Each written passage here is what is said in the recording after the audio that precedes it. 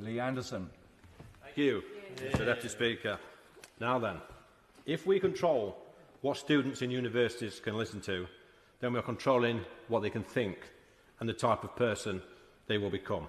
Now, that may work in places like North Korea and possibly within the Labour Party, but it has no place in our society, and this bill will strengthen free speech and academic freedom at universities. It's not the Labour Party's job or anyone else's to control who we listen to. Now, the Champagne Socialists, the Islington elite, the trade unions may agree with the Labour Party, but most of the country do not. We fought and won a war to protect our freedoms, and freedom of speech, in my mind, is the most important freedom we have. And let's not forget, universities are there to supply our great country with scientists, mathematicians, doctors, lawyers, school teachers, nurses, etc., not to provide us with state-sponsored political activists who only have one opinion or one goal in life. Our young people should be able to flourish at university and be open to all kinds of debate. Let them make their own mistakes, form their own opinions and ask their own questions. Do not dictate to them who they can and cannot listen to. By voting against this bill, Labour are saying that our university students are not capable of making their own minds up. It's a bit like the Brexit debate when they told my residents in Ashfield and Eastwood that they were thick, they were stupid, they were racist, they didn't know what they were voting for.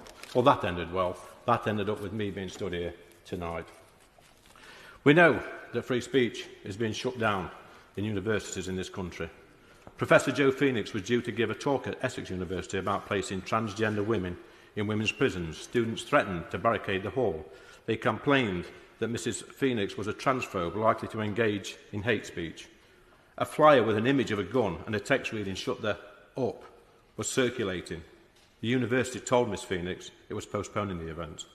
And what about the human rights lawyer, Rosa Friedman, a radical feminist law professor whose event was cancelled amid allegations of transphobia? She received a passive-aggressive email from a University of Reading student who called her views on gender politics problematic and warned her to choose her words carefully.